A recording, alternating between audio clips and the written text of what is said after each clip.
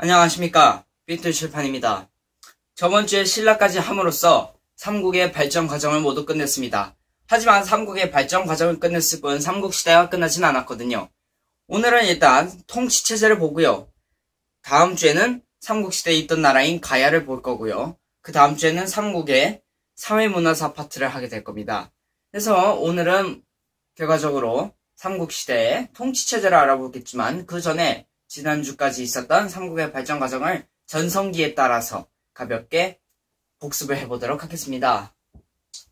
먼저 4세기입니다. 4세기는 백제의 전성기죠. 백제의 전성기인데요. 이게 무슨 강입니까? 한강이죠. 더 글자는 이렇게 있습니다. 근초고왕이죠. 이때가 근초고왕을 중심으로 백제가 전성기를 맞이하게 되죠. 다른 나라보다는 좀 더 빠른 고대국가의 틀을 완성했기 때문에 결과적으로 빨리 전성기를 맞이할 수 있었죠. 그래서 결과적으로 근초고왕은 한 이 정도의 땅을 확보했다고 합시다. 그리고 근초고왕은 다른 나라로도 진출이 많았어요. 이쪽은 지금의 일본인 규슈 쪽으로 진출을 했고요. 이때 나온 게 바로 일본에서 나온 게 칠지도죠. 칠지도. 규슈로 진출을 했다는 게 바로 이 칠지도의 유물로서 알 수 있었죠. 근초고왕이 규슈까지 진출을 했고요. 이쪽은 요동으로 또 진출을 합니다. 그리고 이쪽은 중국 남조인 동진인데 동진과는 교류를 합니다. 이쪽으로는 정벌을 했다고 생각하면 됩니다. 약간. 그리고 이쪽과는 교류를 한 거죠. 그럼으로써 여기 한반도뿐만 아니라 다른 나라로도 진출을 많이 한 획기적인 아주 진취적인 왕인 근초고왕이었습니다. 그래서 근초고왕이 이때 한강 유역을 이때 차지하고 있다는 걸 잘 봐야 돼요. 그리고 5세기입니다. 5세기면 광개토대왕도 있지만 장수왕 중심으로 알아보도록 하겠습니다. 바로 고구려의 왕이죠. 광개토대왕이 이미 이쪽 이런 식으로 아주 만주벌판을 다 차지했기 때문에 장수왕은 국내성에서 평양으로 천도를 함으로써 남진정책을 하죠. 이 남진정책 때문에 결과적으로 백제와 신라가 동맹을 맺게 되는데 그게 바로 나제동맹이죠. 나제동맹을 하고요. 그 다음에 남진정책을 함으로써 이때 한강이 이 정도에 있다고 할 때 이게 좀 차이가 있지만 한강유역이 여기 있다고 합시다. 거의 이 정도까지 이렇게 먹었어요. 그리고 이제 6세기가 됩니다. 6세기 때는 지증왕, 버풍왕, 그리고 진흥왕이 있지만 진흥왕을 중심으로 보도록 하겠습니다. 진흥왕은 바로 신라죠. 진흥왕은 제가 계속 언급했지만 배신자입니다. 바로 이 나제동맹을 깨버린 왕이 진흥왕이거든요. 이때 성왕이었죠. 백제는 성왕이었는데 진흥왕이 성왕을 배신하면서 결과적으로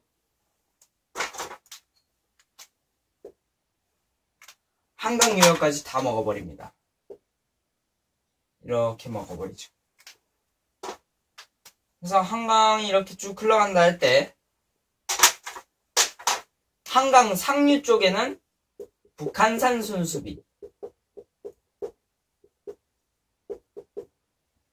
그리고 한강 하류 쪽에는 단양 적성비를 세우게 됩니다. 자, 그래서 이것을 봤을 때 각 나라의 전성기일 때마다 공통되는 부분이 다 하나씩 있는 게 그게 바로 한강 유역 차지입니다.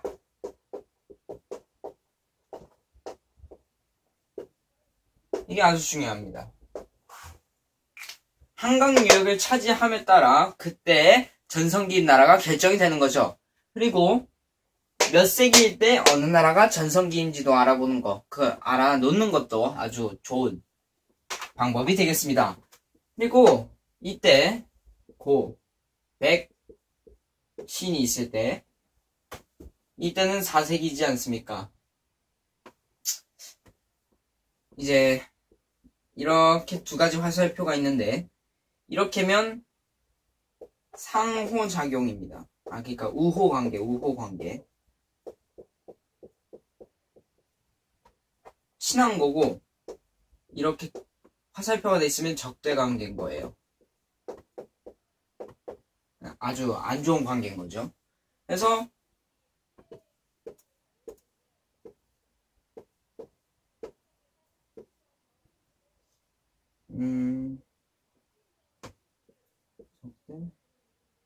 적대, 우호. 고구려와 신라가 우호일 때는 바로 백제의 전성기가 되겠죠. 그리고 근데 이때가 아무래도 4세기 후반에 고구려와 신라가 연합을 하기 때문에 이렇게 돼 있는 게 맞습니다. 네. 그리고 5세기 때는 뭐라 하기 애매한데, 일단은 고백신 5세기입니다. 이때 여기는 확실히 적대관계고요. 여기는 우호관계예요. 얘가 중. 그리고 백제는 여기랑 우호관계고요. 신라는 아래 규슈와 우호관계입니다. 다 빼기 하나씩은 있어요. 그리고 이때 확실히 여긴 적대관계고요. 여기는 애매하긴 하지만 적대에 아마도 가까울 것 같네요. 왜냐면 남진정책을 하는데 아래 땅을 차지하는 데 있어서 신라도 그에 해당되기 때문에 적대관계라고 하는 게 맞을 것 같네요. 그리고 6세기 신라 고백신. 이때 고구려와 백제가 우호관계고요. 이때 얘가 당나라인데 신라는 중국과 우호관계를 맺습니다. 그리고 고구려가 이때도 그럴 것 같지만 이때는 안시성 싸움이니 또는 살수대첩, 이 두 가지 때문에 오히려 이때는 중국과는 적대관계예요. 신라와 오히려 친한 관계인 거죠. 그리고 백제와 신라 역시 배신자 진흥영 때문에 적대관계가 되고요. 고구려와 신라 역시 적대관계입니다. 그리고 신라는 중국과 손을 잡으면서 이렇게 하게 되죠. 이런 식으로 함으로써 관계에 따라 나오는 문제도 있기 때문에 관계도 이해를 해놓는 것도 아주 좋을 것 같습니다. 그래서 가볍게 복습을 해봤습니다. 그리고 이제 할 것은 통치체제입니다. 삼국의 발전 과정을 복습에 가볍게 마치고 이제 오늘의 본진도인 행정구역, 즉 통치체제를 알아보도록 하겠습니다. 통치체제 같은 경우에는 고구려, 백제, 신라인고요. 그 다음에 관등제, 수상, 행정구역, 귀족회의 이렇게 알아보도록 하겠습니다. 관등제 같은 경우에는 지금의 공무원 등급제 같은 건 거죠. 공무원이 총 9급까지 있듯이 관등, 즉 관리가 약 10여 관등까지 있는 거고 16관등, 17관등까지 있는 것입니다. 그리고 수상이라 하는데 수상은 지금의 국회의원 같은 거죠. 그래서 고구려에는 대대로, 그리고 백제는 상좌평, 그리고 신라는 상대등이라고 하죠. 그리고 여기에 VS라고 쳐놨는데 여기에 들어갈 것은 바로 왕의 집사부입니다. 집사부. 그리고 이것을 왕의 집사부를 시중이라고 하죠. 시중. 여기서는. 그래서 둘의 권력을 봤을 때 상대등, 즉 수상의 권력이 올라갈 때는 왕의 집사부의 권력, 그리고 왕권도 같이 내려가게 되는 거죠. 반면 상대등의 권력이 내려갈 때는 왕권의 권력이 올라가겠죠. 이런 식으로 해서 상대등과 시중의 권력은 반비례입니다. 자, 그리고 행정구역입니다. 우리나라가 지금 행정구역이 팔도 6광역 C1특별시인가 그렇죠? 여기는 오부 오부, 오부 오방, 육주 오주 이렇게 돼 있는데 여기에 들어가야 될 게 하나 있습니다. 무령왕이 또 행정구역을 한번 나눴어요. 무령왕 뭐 했죠? 무슨 담로인가요? 네, 바로 그거예요. 22담로입니다. 무령왕. 그래서 백제는 특별한 행정구역, 지방행정구역이 하나 더 있죠. 그래서 22담로까지 있다. 그렇고 지방관은 고구려 욕살, 백제, 방령, 그리고 신라는 군주가 있었다. 뭐 그렇게 알아두시면 됩니다. 그리고 귀족회의입니다. 귀족회의의 역할은 왕권 견제입니다. 귀족들이 회의를 하면서 왕을 평가하는 거죠, 나름대로. 그러면서 왕권을 견제했다 할 수 있습니다. 고구려는 제가회의.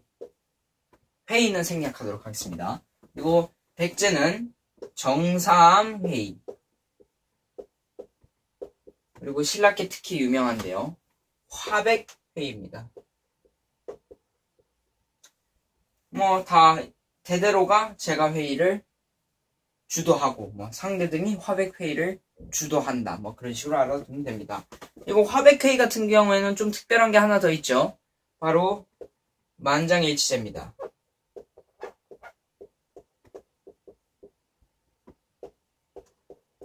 귀족들이 모두 만장일치를 해야지 그 제도가 뭐 설립된다든지 그런 식으로 되는 거죠.